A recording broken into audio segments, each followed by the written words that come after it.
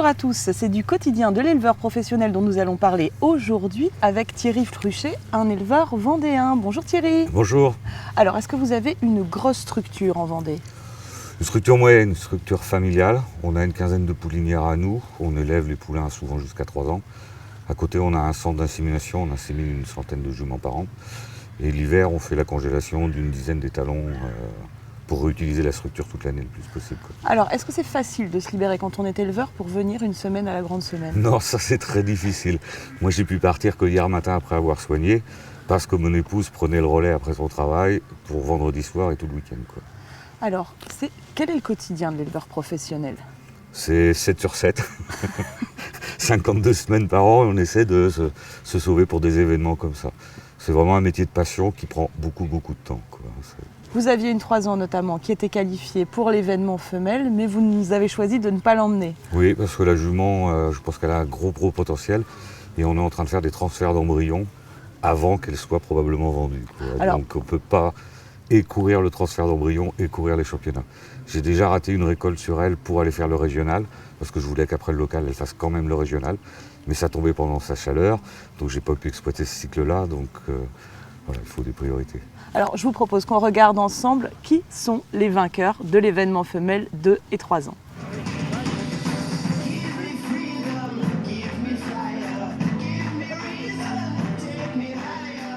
Le croisement, il est simple.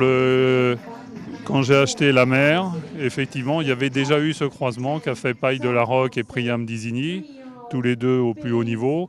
Donc j'ai simplement reproduit le croisement et c'est ce qu'a fait cette superbe jument. Et je suis surtout très content pour monsieur et madame Boisiot qui ont eu le bon réflexe d'acheter cette jument toute petite derrière sa mère.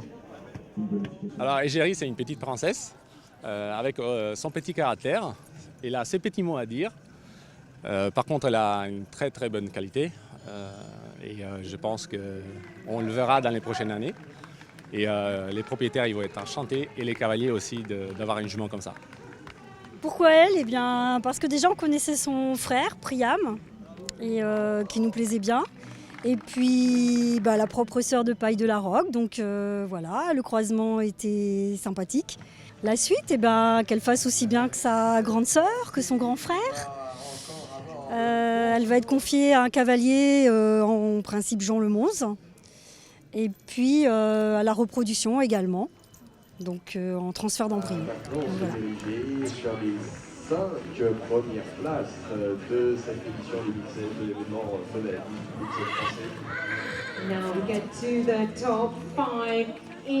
Le doublé, déjà on avait décelé 2 très bonnes juments qui étaient potentiellement aptes à gagner ce concours. La première, on voyait tout de suite qu'elle dépassait le lot, quoi. Après, pour le croisement, dans la famille maternelle, il n'y a que du sel français et ça regroupe beaucoup de souches. On n'avait pas le choix de mettre de l'étranger. U-Trio nous plaisait beaucoup au moment. On l'a mis et ça a très bien sorti. Une jument très sport et très moderne, quoi. Et la deuxième, c'est une histoire parce que ça part de mon grand-père. Ça part de mon grand-père qui n'est plus là, mais voilà. Et c'est la jument que papa nous a laissée et voilà. Donc on est assez ému. Si je veux revenir sur l'autre, je pense qu'on a eu beaucoup de chance de pouvoir acquérir la mère Alba, qui est de la souche du grand élevage de Bertrand et d'Hubert, Pignolet. Et vraiment une très belle famille. On a déjà un embryon qui est pris avec elle, avec Vagabond. Et puis la mère, elle nous a fait encore 2 poulets cette année. Ça va nous faire du bien, ça va nous pousser pour les années à venir. Alors, est-ce que c'est important pour vous d'être à la grande semaine, même sans chevaux, même à pied? Quel est votre quotidien là sur l'événement? Alors déjà, le premier plaisir, j'avais un 6 ans que j'avais vendu à Fens à 6 mois. Le premier plaisir, c'est de le voir dans la finale des 6 ans. Ça, pour un éleveur, c'est toujours un peu une consécration. Et la deuxième chose, c'est de revoir les gens de toute la France, quoi. On a souvent, chacun, on est dans nos régions, on voit les jeunes chevaux dans nos régions. Et Fontainebleau, c'est le rassemblement de toute la France et ça permet de revoir tout le monde. C'est un peu le point final, le point d'orgue de l'année, quoi.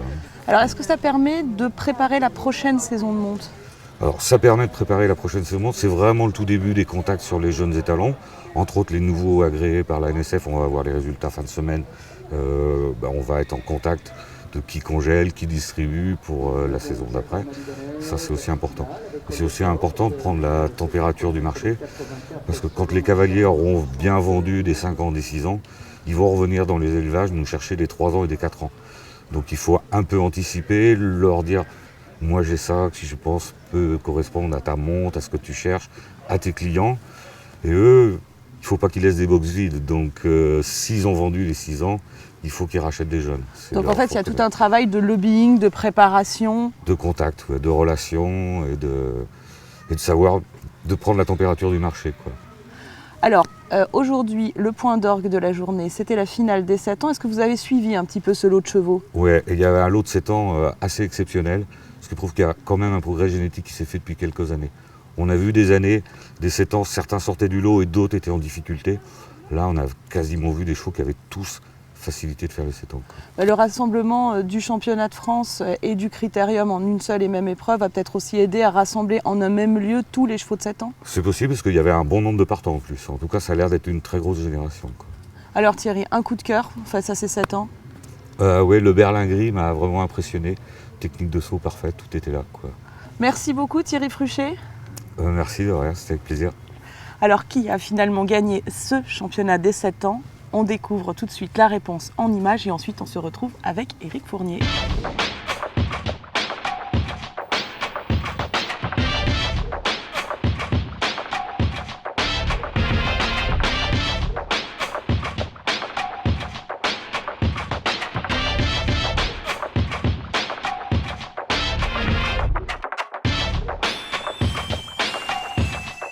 C'est vrai qu'avec mon VIP, c'est une super histoire. Je le forme depuis toujours.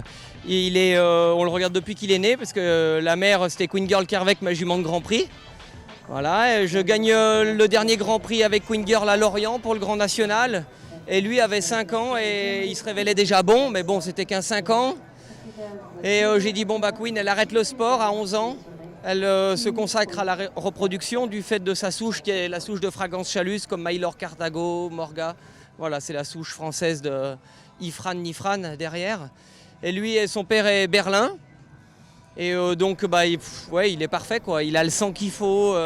Il est quand même calme par rapport à sa mère qui était très très excitée toujours. Et donc on a pris notre temps. Cette année, il a quand même sauté 2 fois de suite des rankings listes, des rankings classes à plus de 24 000 € à 1m45 où il est toujours classé 2e. Donc il n'a jamais rien loupé.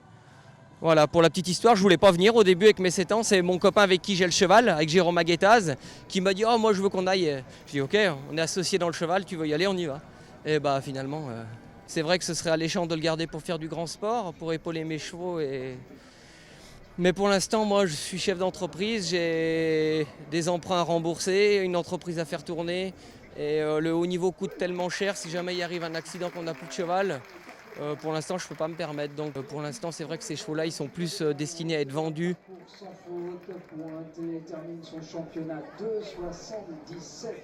Bonjour Eric. Oui, bonjour Christelle. Bon alors, une très belle finale des 7 ans, un vrai beau lot de chevaux et ça a été très très couru. Oui, un beau parcours âprement disputé.